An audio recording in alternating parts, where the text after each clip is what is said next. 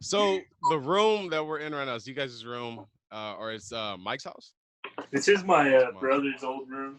Yeah, Oh, this okay, is okay. Michael's parents' house. So we're at his parents' house, and this is his brother's old room. Yeah, his brother is right now he's in the Air Force, so he's in the base. Wait, Yeah, where is he stationed? Like what state? Like what I think area? he's in Missouri. Wow. yeah, Damn. Right? yeah, Mister. I think so. You guys have Maya with you there? Yeah. She's outside. She's in the living room. My parents are watching it right now. Yeah. Her So grandparents. just for context, Mike and Miriam, you guys just had a kid, a baby. How do you phrase that? I don't know. How do you a kid?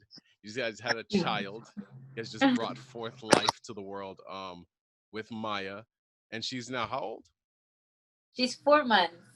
4 months. She's 4 months Yeah. old. Oh, Um, great camera angle. 4 months. yeah, we're doing well. I mean, we love her. Everybody loves her. My mom loves her, Nathan. You know my mom. Yes. So she's Yes. obsessed with her, and so are Michael's parents. Yeah, she's amazing. Everybody wants to hold her. So we're really lucky to have people to help us with her because both Michael and I have really busy schedules where like Michael's always working and I'm always working. So it's just we're just really busy all the time, but we're so lucky to have like so many good people that are always willing and like love helping with her, you know. Very lucky. No, They're yeah. not I mean, forced to help at all. what's the saying that it's a community that raises a child, actually, not Oh even yeah. really the parents and or the I don't know the saying, but it's a fact. Yeah, But it takes a village, right, to raise a child. there it is. Yeah. So great, thank you. But we do call her a community baby because we feel like the community is helping us raise her. So yeah, you're right too, Nathan. Community baby. She is No, a community that's baby. a good tag. Yeah. So speaking about you guys' busy schedules, why don't you guys just get into what it is you guys do, and especially what you guys do for the area of San Bernardino, politically, not politically, just in the area. Yeah, just what is it that you guys do? So our profession is not actually what we do for the community, I guess you could say. We have our actual, well, I guess Michael will talk on his, but for my actual job in my career, I'm a ABA therapist. So I do behavioral therapy for kids with special needs. And I've been doing this for 8 years now. So it's definitely a career that I really love, and it's really close to my heart. It's a really difficult career, and aside from that, I work with the community as volunteer based, so we don't get paid for any of like our volunteer time with the community. At least I don't. And right now, I haven't been as active because I am a new mom. So it just, my job and trying to be a new mom is just taking over my whole life right now. Um, but when we didn't have Maya, we were working with SBGN, San Bernardino Generation Now, and it's a group of people who have come together because they believe in their city and they believe in making it a better place. And they believe in doing that. Well, we believe in doing that through the arts and civic engagement, meaning if we want our community to have a good turnaround and turnover of politics and creativity, we do it through the arts, which is promoting more of the arts, getting more funding for the arts, but also trying to have people come out and vote, because we also understand that we live in a democracy. And I know that maybe in the federal level, like in the big level, people might be discouraged to vote because there's so much money put into it. But in the local level, there's still a lot of money to put into it, but it is your vote definitely does matter more locally. So like your city, your council members, like you can directly vote in your council members. You can have a really like good turnover if there's enough people voting for a certain person, and you can see those effects quickly.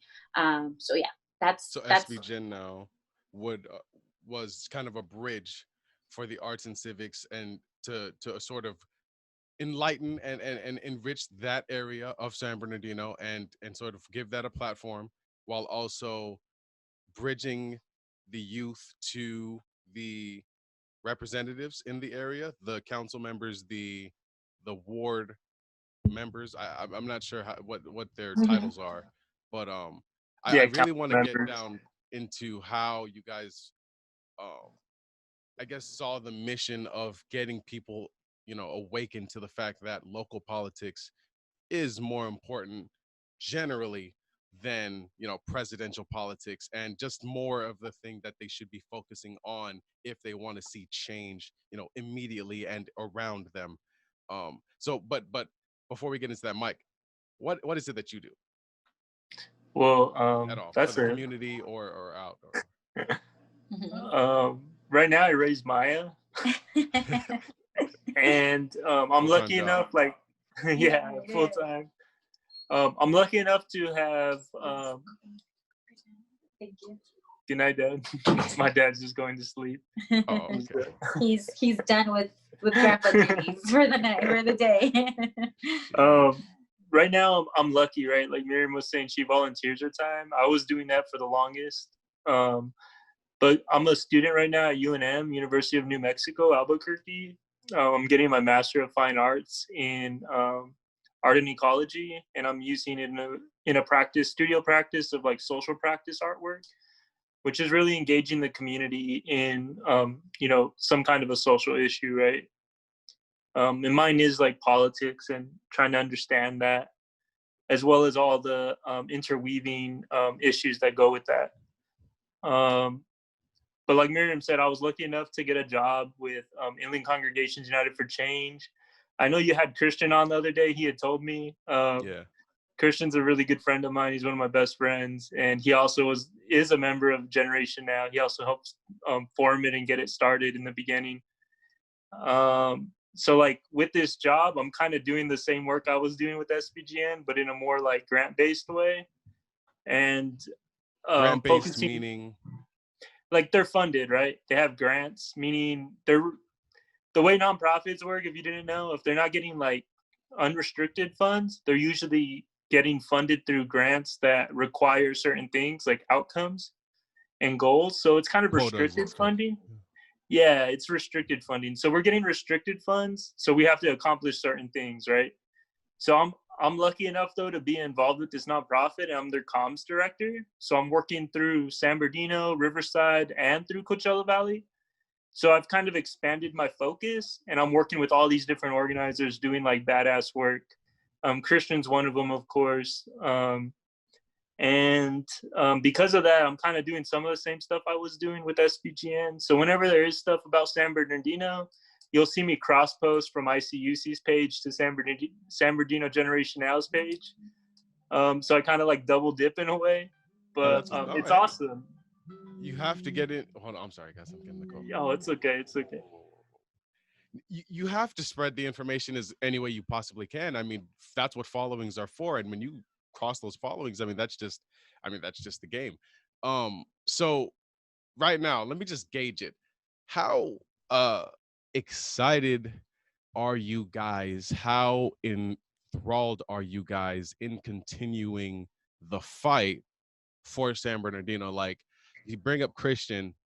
I think I'm not sure what the hearing was about. I believe it's about the COVID funding. I just saw the video that he Yeah, put out, and it's or about that the he CARES Act, relief funds that are coming from the feds. He was wasn't that just for the schools, or was that just is that no, for? it's for the it comes down to the county. And I think this is a really important point to make, right? Because a lot of people don't think about this, but like Miriam was saying earlier, the local government's way more important than the president. Like, you can be a Republican right now and be voting Trump, but you're in California, Trump's not going to get elected, or he's not going to win California. That's what I should say. Democrats win California, right?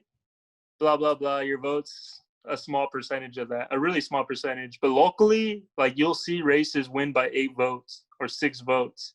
8 votes, 6 Yeah, votes. really small. Some have been like 4 votes, right? So knowing that like your vote really matters in the local elections, and looking at how COVID relief funds got spent, right? How they come down from the feds, it comes into the county first. So even the county representatives, that's an important race. Of course, San Bernardino is one of the biggest counties in the United States.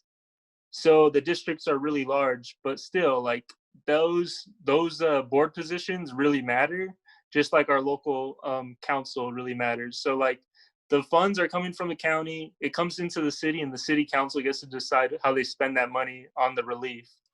And so that's what Christian was fighting about, or not fighting about, but educating folks on, so that the city can spend that in the right way. Because if you think about it, there was really no program set up for the immigrant community. San Bernardino has a large immigrant community, and we're just asking, make sure you have some kind of relief for immigrant families, making sure that there is relief for any renters who may not be able to pay back the rent right away.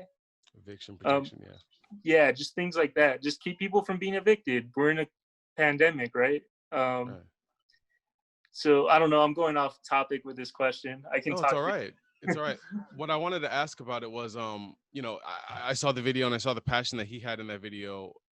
Just with everything that's going on, I just wanted to ask, like, how passionate are you guys in relation to just, continuing the fight, doing the work?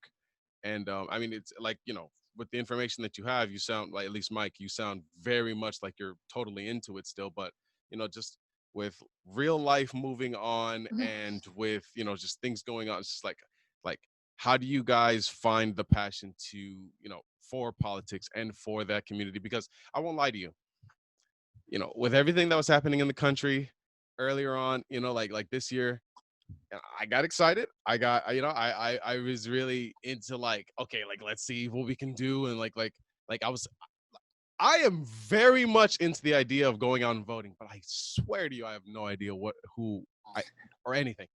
None of it. I just I have no, it's a bubble. So, and I hate to use this line. I hate to use it. It's the line that I always hated, when as a teenager, that I would hear from 20 somethings, but I just don't have the time. Like, honestly, like I just don't. So I ask, how do you guys find the passion to get into this? Look, child, actual careers, and then life in other places. You don't really have to deal with it here. That's kind of the great thing about America. So, how do you guys? I think it's difficult, Nathan. I'm gonna say, for me personally, I I haven't been as active as as I usually am when it comes to the community and politics and the civic engagement part of it, because we are dealing with that. We're raising our baby right now. I'm trying to figure out motherhood. I'm trying to figure out just like what's the right schedule to feed my baby, because I'm nursing her and I want to keep nursing her, and I'm trying to figure out my career and like when to do when to like have my jobs and when to give my daughter enough time to spend my time with her. But I can say that I feel like I am still very passionate about San Bernardino. And I think what keeps me passionate about it is because I live there. I live in San Bernardino. We're constantly living in a place that is undermined by so many of our leaders. Like, we don't have those leaders that speak up for us or advocate for our community. We don't have leaders who are looking out for us in our community. We have leaders who are constantly taking advantage of their power and their roles as leaders, where they're allowing corporations like Amazon to come in and destroy our neighborhoods by building warehouses and creating a really bad environmental condition in our community, which in essence will not help our daughter. Like, if Maya grows up in San Bernardino near the place where they're building those warehouses, she might grow up with asthma, right? My mom right now, she currently has asthma, and it gets really bad at times.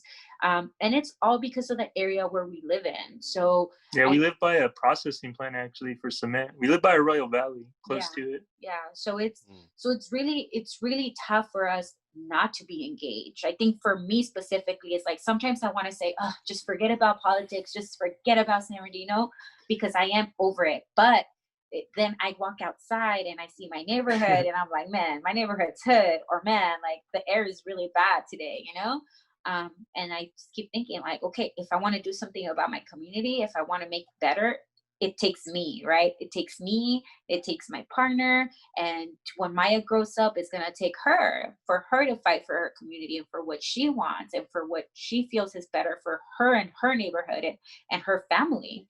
So I think that's where my passion comes from. I think that's the patriotic thing to do. And I think that's like, no, really, like, and it's like an ideal, it's a value that I don't think, you know, is looked at as is valuable today. But yeah, no, it's, I mean, what else do we have, like, as, you know, neighbors in this land, as people that are just all here, like, well, you know, we have to build up the places where we live. We can't just ignore it. And look, that's why I want to just try to give a platform in any way. I want to build up my platform, but also just give it up to you guys that are actually doing the work, the footwork, that are actually getting out there. A lot of it, honestly, goes way over my head. But to me, I see you guys as sort of like the experts on this topic of local politics, and I want to really, I want to, I just want to be a sort of bridge, a little like a conduit, just like a way to just link whatever small, you know, platform that I have to you guys is, you know, just fight, honestly. So Could I answer that yeah. as well? I just want to say, like, I totally feel you on that, like not having the time to do stuff, right? Um, the main thing is, I think, follow your passion. You shouldn't do something just because other people are telling you to do it or whatever. Like, you should follow your passion in the end. And like, if that's you being an artist, like for me, it's in art, but like also like with Generation Now, we were able to organize a lot of amazing murals, right? And these muralists a lot of times gave their time. The majority of the time, they gave their time volunteering and whatnot, and they did some amazing work because they just volunteered their talent and their passion to make San Bernardino better, right? To beautify it. And I think that's what you can really do is like just follow your passion, and then if you do have the time to actually donate that talent or that ability to your community, and maybe that's through an org, right? Maybe you find the org that works for you, you look into their mission, their values and whatnot, you do that, right? And other than that, vote. So maybe you may not like want to take the time to educate yourself on all this stuff happening, like the propositions and whatnot, but also look at The an org that you leaders. really believe in, right? Like try to find that org that can be your beacon, Uh-huh. and then like look at that to what policies they're backing, right? Because most of them are, they have people who are doing the research already, right? Like Christian, for example, has been researching housing in SB, so he's a good like point person to talk to for that news. But do the same thing with an org, like being able to follow an org, look at their social media, see what they're supporting. Like our group, ICUC, we're on Prop 15, Schools and Communities First. That's closing a tax loophole on like these big corporations. So like Disney, Chevron, and other corporations, right? They're not paying their fair share of taxes because they got grandfathered in a while back. So like even though a property owner is paying a good amount of money, they're paying like nowhere, Fractions of it. yeah, fractions of it, and it adds up to millions of dollars. So for our local government in San Bernardino, I believe I was just on their website earlier. It means like $12 million coming in a year just based off of this tax if we get rid of this loophole.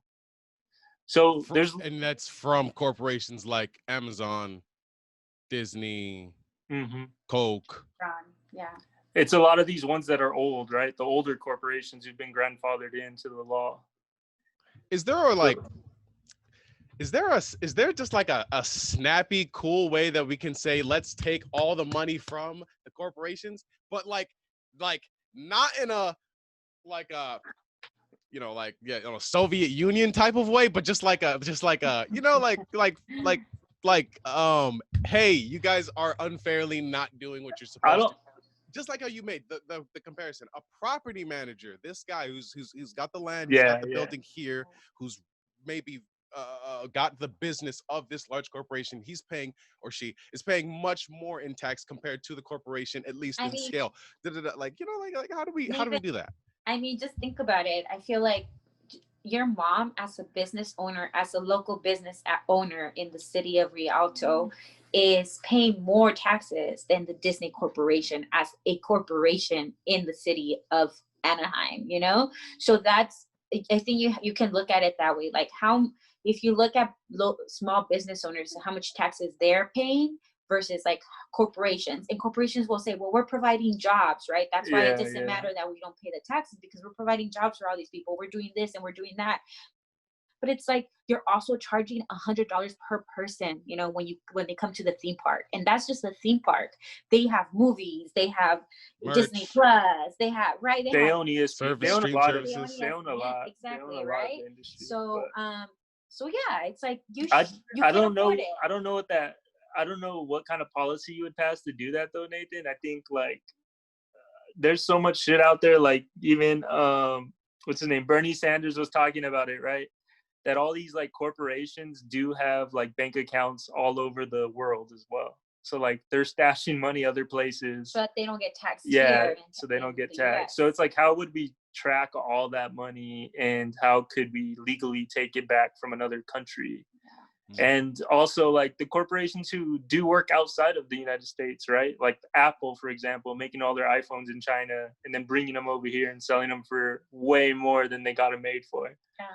And I think that's also a misconception that people think, like a lot, and especially a lot of Republicans actually throw out there. Well, that's just very like communist, you know, that you're trying to take the money from like corporations who are making the money, who have worked hard to build up their business. Like, this is America, right? Like, we need to work hard to build up that business. And it's like, yeah, this is America, and we are a democracy, and yes, we are also a capitalistic state.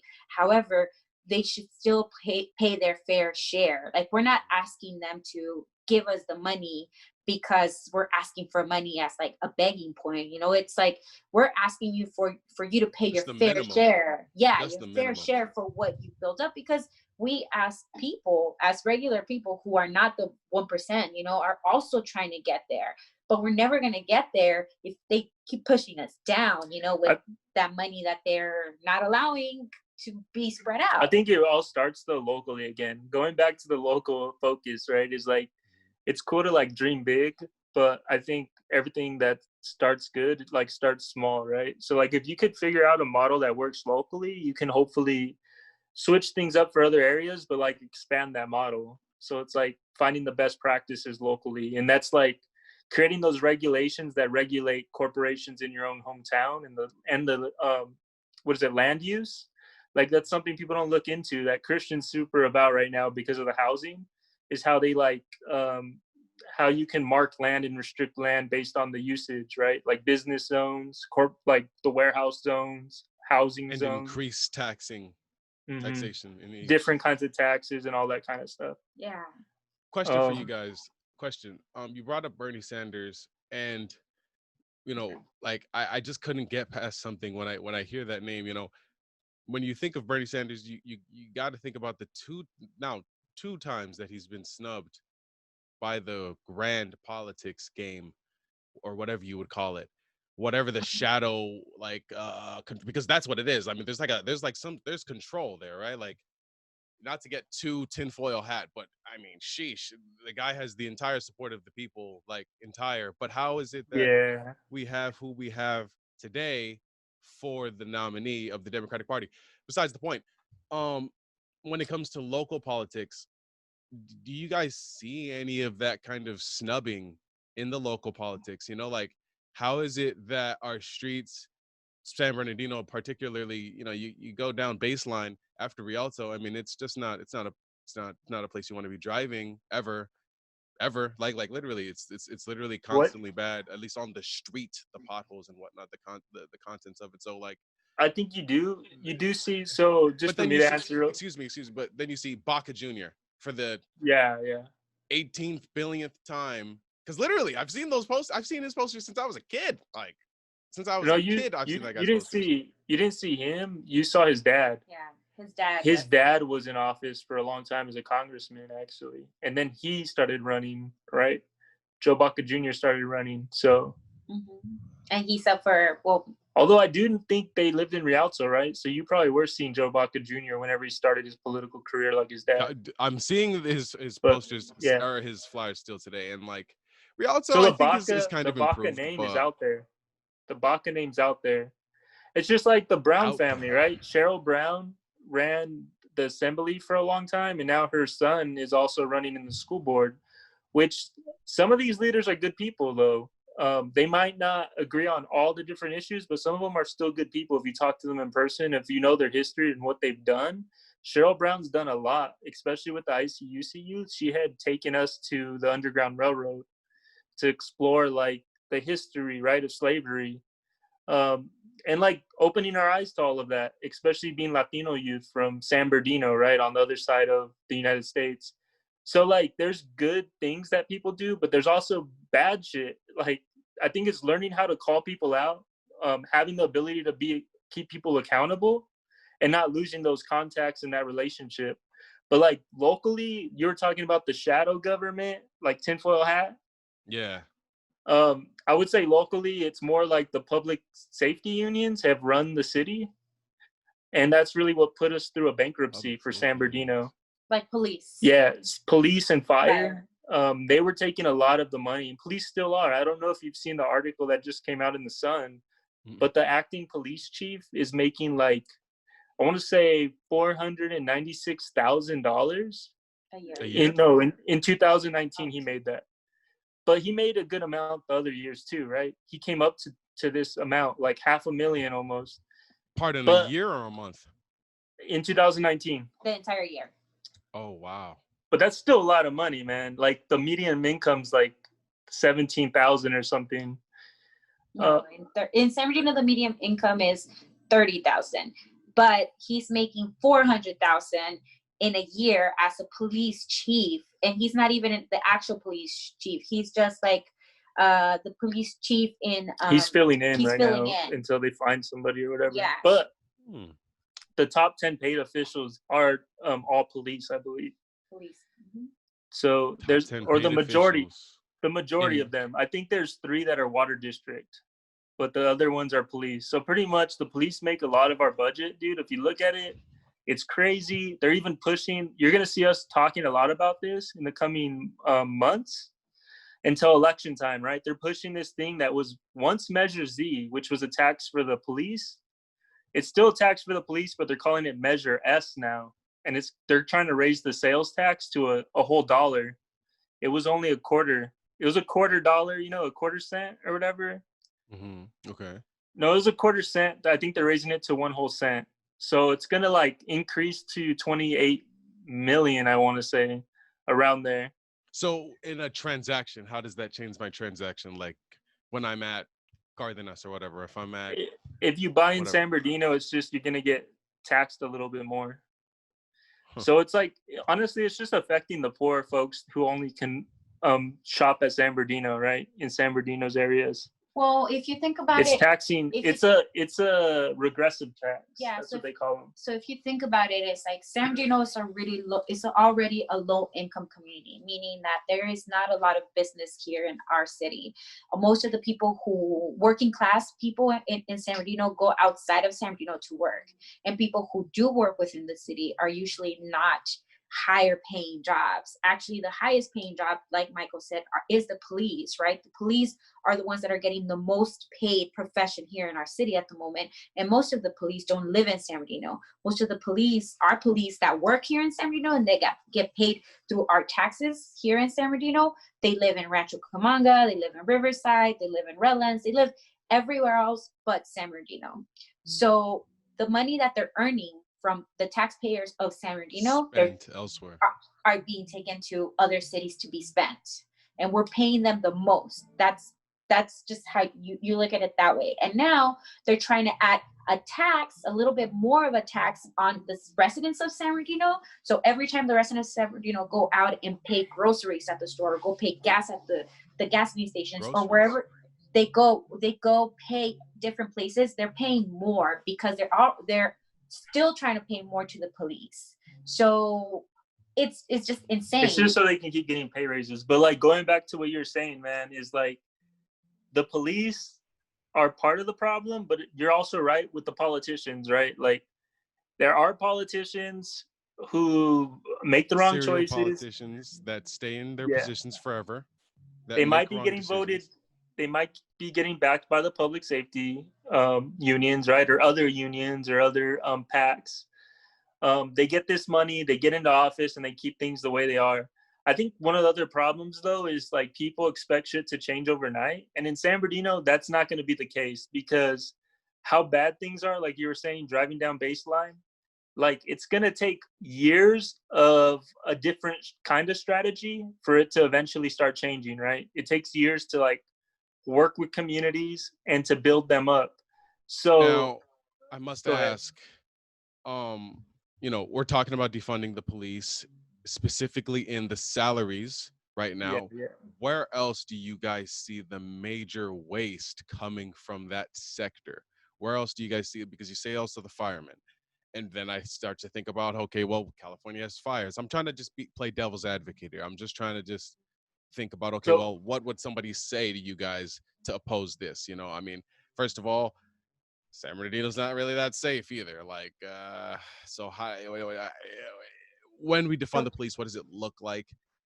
Where does it come from? I have to The defunding. I have to share a book with you called The End of Policing, but it like talks about all those facts of like police don't really stop crime, they solve it after the fact. They're not there usually to like prevent the crime. They come in after and say, all right, oh, this just happened. Okay, let me go solve it now, right? And then most of those murders are unsolved.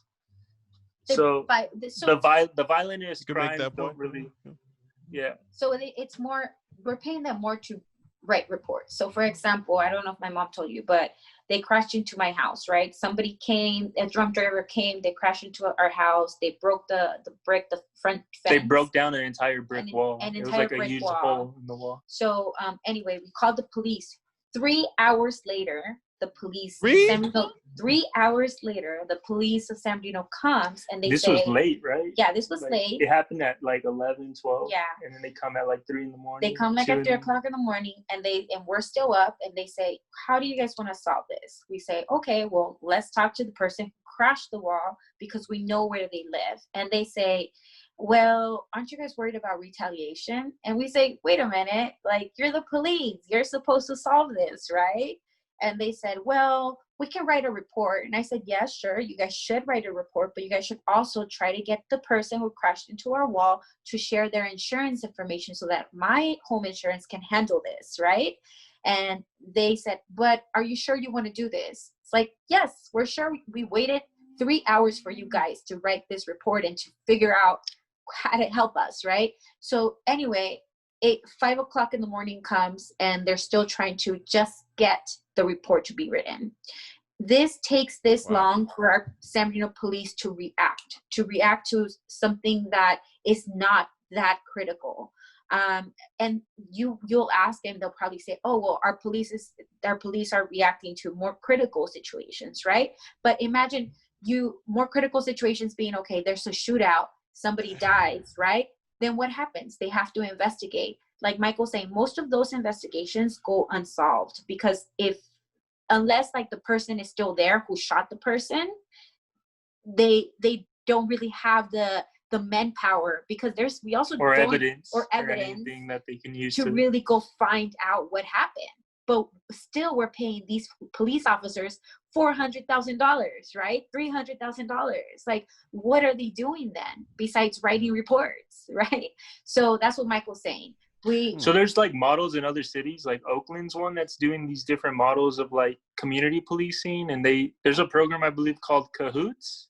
So that's something one of our organizers is looking into, right? And it's like paying living wages for some folks, right, who are coming in and they're doing more like a counseling. So they're doing preventative counseling, but they're also going to handle nonviolent cases, right? So they're like on call, like community police officers, but like say it's a domestic abuse case or something, they go and they do that call and they calm everybody down because they're trained in this. They're not like how police are just trained in to react. lethal reaction.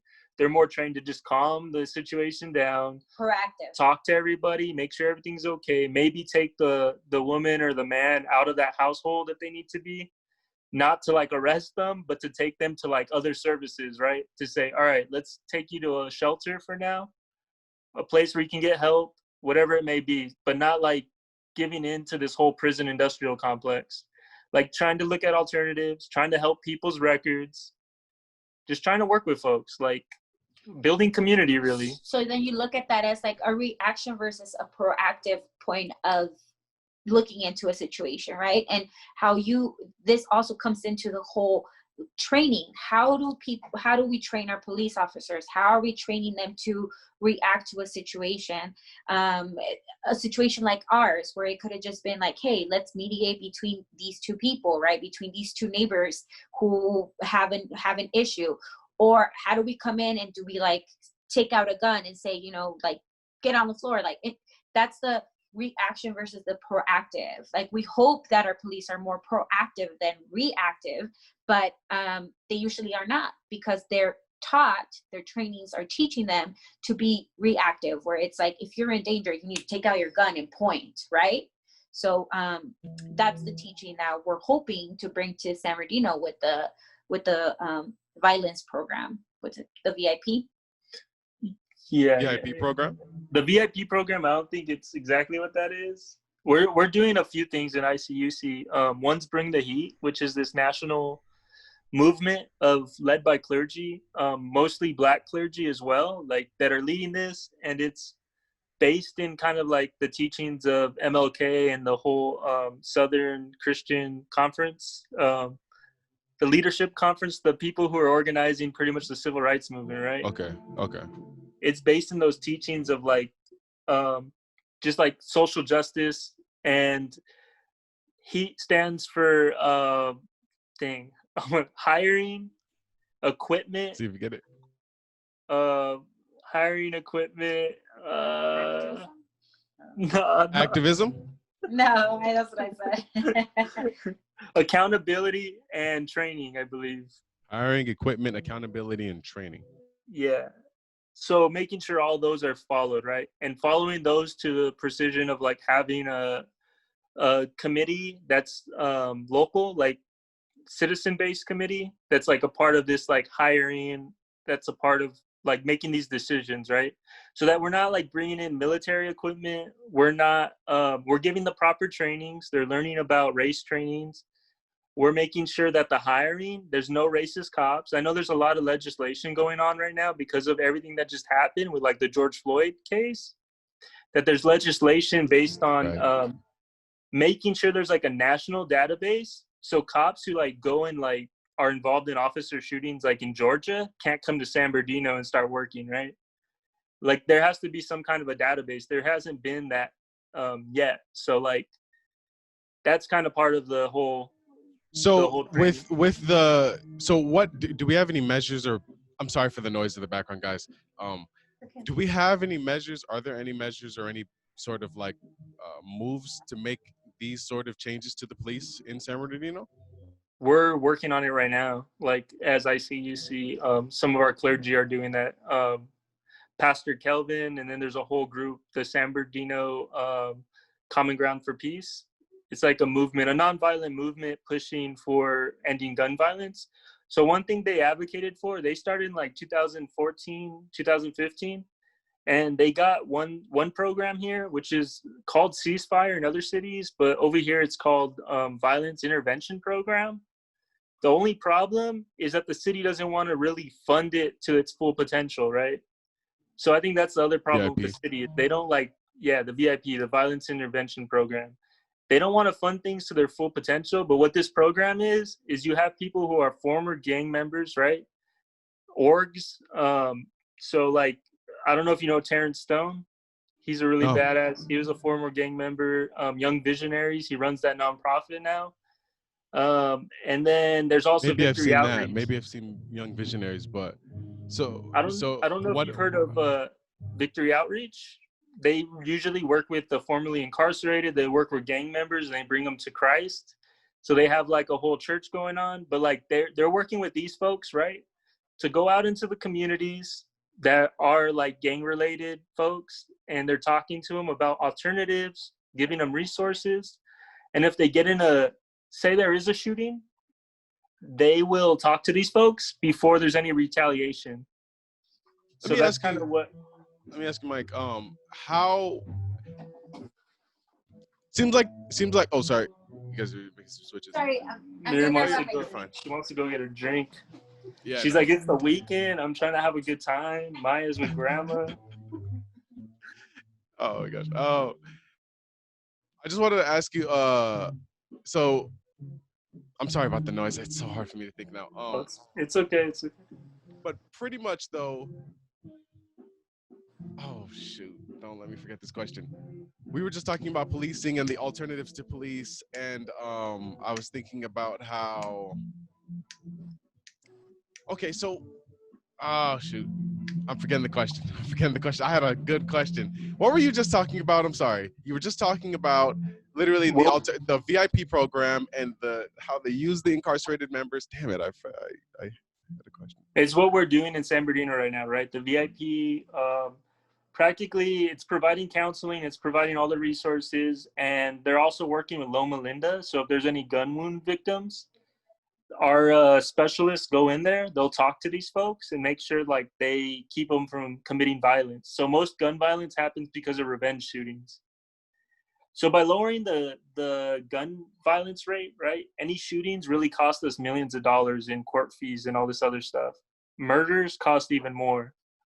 So there's like some graphics out there. There was just a report done by, what was it? The National Institute for Criminal Justice Reform. I can send that to you if you'd like. I have a few resources I can send your way and you can share with your audience.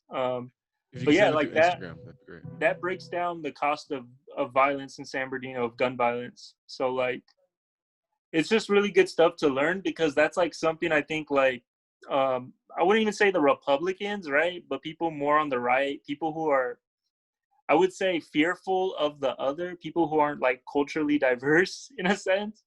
They're like fearing folks without even really understanding why all these programs are important and why we need to fund this over just policing, like heavy policing.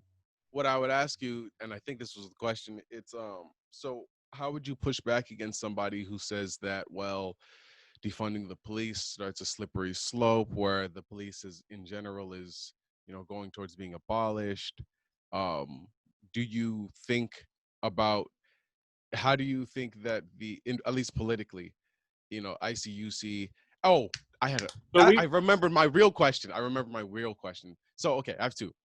The first one is, yeah, how do you push back against somebody that's saying that you guys are trying to get totally rid of the police, and maybe you guys are just trying to have this sort of, it seems like, free for all within states. And then and I know that's like a generalization that's very, but I'm just trying to play devil's advocate. The other question I had is ICUC seems to be running heavily with God and with clergy members, and and I was hearing Christian even talk about this, and inside of just the technology filled world that we're in, the information filled world, it just, I am a Christian. I would identify as one. Do I go to church? No, but I pray, and I like to think that I act in a Christ-like manner. I try to give to those that are less fortunate. I try to help out others. I try to be kind. I try to be like just generally a good person. At least I don't steal. I try not to go into negative influences like gambling and different things like that. Point is do you think that is just taking the temperature of the area, how effective do you think using Christ specifically is going to be in helping out the community? Because that's what it is. It's right. Like, it's a lot of using, just that, I've seen that a lot, at least with ICUC's work. So Yeah, just so we're a I would love to know about that. we're a faith-based community organizing group, right? Like, our organization is faith-based. So we do work amongst a ton of churches, a ton of congregations in different religions as well. And I think it is powerful because a lot of these faith leaders lead their flocks, right? And their flocks have gained a lot of trust in them and what they believe in. And a lot of them are well studied on the Bible or whatever religious text that they look into for their religion, right? And in the end, there's some, I think, I'm also a Christian, and but I've also learned about a lot of other religions, right? And I think one thing is like there's some golden rules out there that people kind of forget about, of like, don't like harm your neighbor, take care of the poor, take care of the sick. There's things like house folks, right? Like there's things out there that, like, I think that's what's so important about faith-based organizing, is if you can take out these truths that are out there that are in all our religions and like combining it together and saying, yeah, I do see eye to eye with you on that. Let's now work in our community to make those policies that make that happen. I think that's what ICUC has been really strong at doing. And we work with everyone. We even work with youth, and a lot of youth aren't religious these days. So we work with them, and we let the community organize the way they want to organize, because our goal is really to teach people how to organize and to build that leadership, right, in the community. We're not here to like tell people what to do and what issues to work on. These are the issues that are relevant to them. And the other question, I'm sorry, was go about police, right? Something about police. The policing. How would, when somebody pushes back and says that you guys are trying to abolish, what, just on the abolish point, are we abolishing? First off, I didn't use abolish. You're putting words in my mouth. Second off, defund. I never said defund, but that is what people are thinking, right? And it's funny because defund just sounds good, but defund really means, people need to understand that defund really means like reinvesting the money you're spending, taxpayer money. First off, like we're all putting money into this, account that pays the police, but like reinvesting it into strategies that work to prevent violence, instead of just like having that aggressive hand out there and like slapping down violence when it rises up and then it just rises back up, right? It's like really not solving any problems. Like we're trying to solve the institutional problems and not just like put a Band-Aid on it. I think that's really what's happening. And like I said, reinvest in the community. That's really, I think, the word that needs to be used. It's just like defund the police flows better in advertising and marketing, I think. But and it also gets misconstrued easily too. Yeah. And I think what's interesting is like my own dad is like very, he's more right, I would say. He's very like he used to work for the feds, so like he kind of has that mindset. He has that mindset, right? And so he's like super supportive of the police, all this stuff. But when it comes to taxes, he's so anti-taxes that like this whole measure Z, this whole measure S, when I told him about it, he's like, I'm voting no on that. And I said, that means you're going to defund the police, right? And he goes, well, I'm still voting no on it. So like a lot of these folks saying defund the police who are saying anti-defund the police and all that, they're most likely going to vote no on taxes that might be towards funding the police. So that's an interesting, thing to think about. Not specifically for that, but just because they're predatory, these taxes. Yeah. That, but also, totally. I think it's also just having to do with like, it's sorry, I'm back. No, hello. I think it just also has to do with like behaviors, right? Like I always talk to Michael about this. If we see over and over that it's not working, how our police are functioning, how they're dealing with situations, how they're being trained, it's not working. Why do we continue to do the same thing over and over again, right? So why not invest in a new way of doing things? Why not move in a different direction and see if different outcomes will come out of that? But we're so, especially the conservatives, right? Like the right, like more the right, will look into it and say, well, that's just how it is. This is how the police is. But it's because the police is like this, because that's how we allow it to be. But if we would like for it to have if we would like to see different outcomes, then we need to be more creative about how we spend our money and how and where we put our money, because that's what drives, right? Money drives. Yeah. If you want your officers to get trained right, you need to invest your money in a different way. If you want more community-based programming in your community rather than more police-based programming, then you need to put that money, allocate that money into the community-based programs. And it doesn't even have to be where the cops aren't involved. Like, you can train cops to be more community-based instead of being more reactionary and more police-based. But it's not. Just for the sake of the people listening to this, what examples do you guys point to for this community-based policing? What, I've seen some examples of, like, I saw something on Twitter, somebody brought up something about a country in like Turkey or something like that, or someplace, it was someplace way far overseas or something like that like self-polices or something.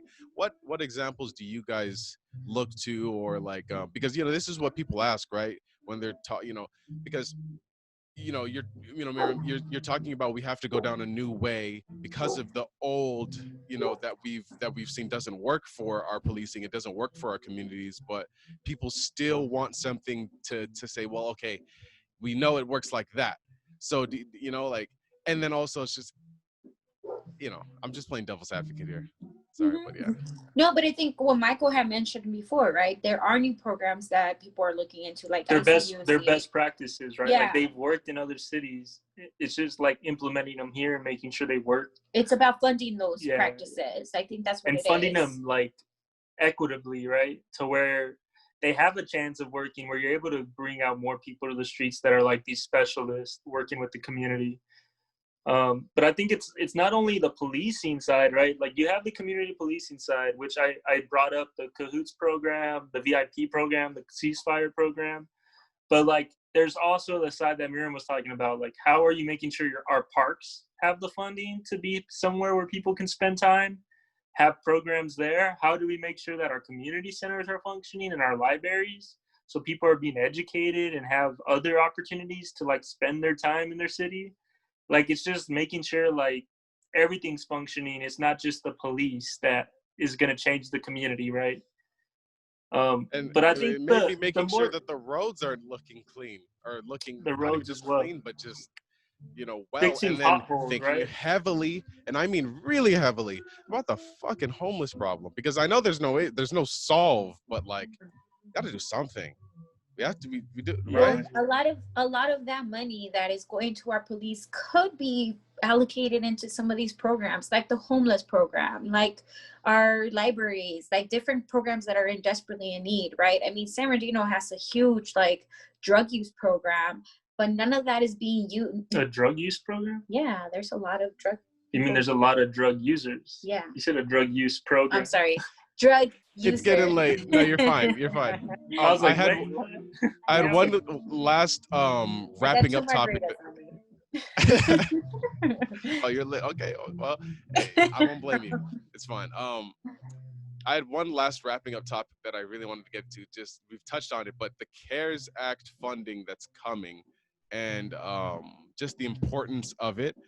So, do we have any say as people? Do we have any sway on the manipulation of this money? Is there still time? Is there still something that we can do? And where's it going if there's not any time? Like, where are we going to see this money?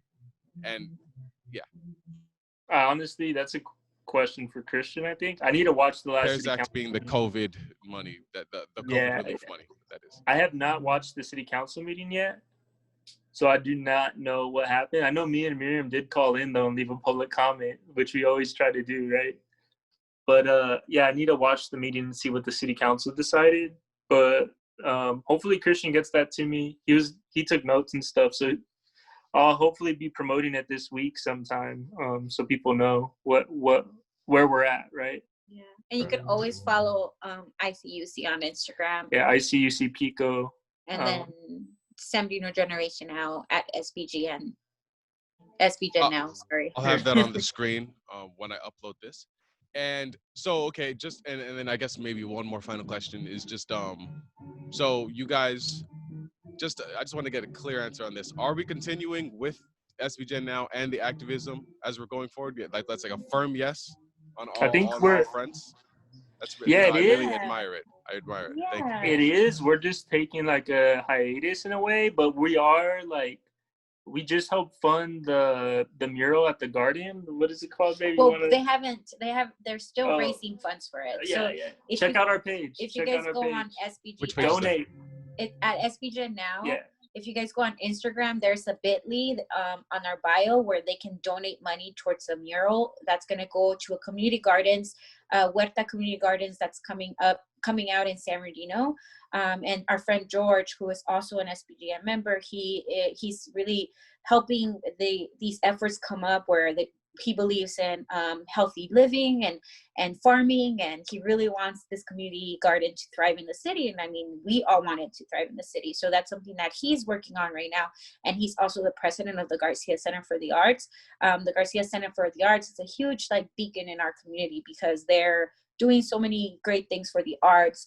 Ernie and Dottie Garcia, it's named after Ernie and Dottie Garcia, but it's really a community space in San Bernardino. It's an amazing space for sure. Yeah. So cultural hub. Yeah.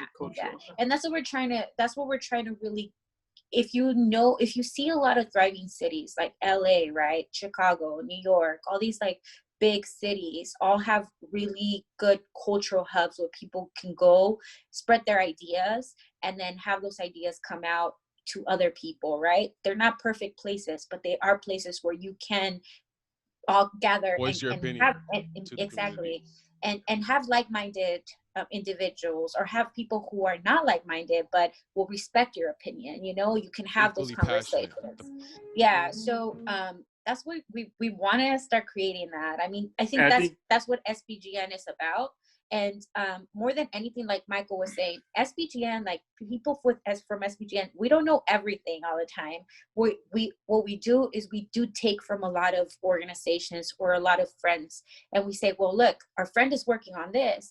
We have friends who are working in the environmental area. We have friends who are working in the immigrant community area. We have friends who are working in the church-based, so we have different people that we reached out to and we have contact with, and we're like, hey, what's going on? And they fill us in. So I think as a community member, you can do that. You can find those people in your community who will make you a well-rounded person, a well-rounded individual. I think that's more important. So if you don't want to go and read books and read the articles and really research all of these topics, because it is a lot and it can be very overwhelming, reach out to different individuals that will make you a better person by giving you insight and opinions, right? And respect each other. Respect each other's opinions, whether you like it or not. Just know that those people are individuals with an information and a mind of their own. So yeah. That ideas. Process, I think, really brings the cream. It rises the cream to the top. It makes the best of the community come out. I think. Yeah. I think what we're headed to, though, me and Miriam were talking about this, was more being funders, because a lot of us are older now. We're all busy with either our families, our career, school, whatever it may be.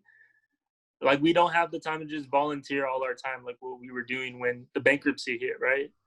But we still do have some money in our bank account, and we're funding this, we're giving money to this mural, but we also want to hopefully find a way to continue to fundraise for things like this, for the cultural experiences. And I think that's really where we're headed, is that. And hopefully also funding some kind of civics programs, and hopefully also funding education, different youth who come out of our high schools, giving them some kind of grants to help them with scholarships for their education, right? We just want to support the community as however we can at this point. But we don't have that time because we've got to raise Maya right now. So we're on a hiatus, kind of. We're raising a little fire, baby. Hey, you guys take your time on your hiatus. I mean, you've given so much to your community, and I'm sure, it's on you guys' Instagram pages how much you guys give, right? What you guys do. So, hey, listen, you've already put in enough, and you're already planning on putting in more. So it's my I want to bring one thing up, though. Back to politics. What's up? You're talking about Bernie Sanders, right? Mm-hmm. And you're talking about the whole shadow government, or whoever stopped him from running for president again. I think the bigger question really is, why the hell can we only vote for two different parties, right? We're stuck in this two-party system. Yeah. And I think, how do we break this binary? And that's just a question to pose to the community. That's what I'm doing for my thesis work. I just wanted to plug it real quick because, it's do like your thing.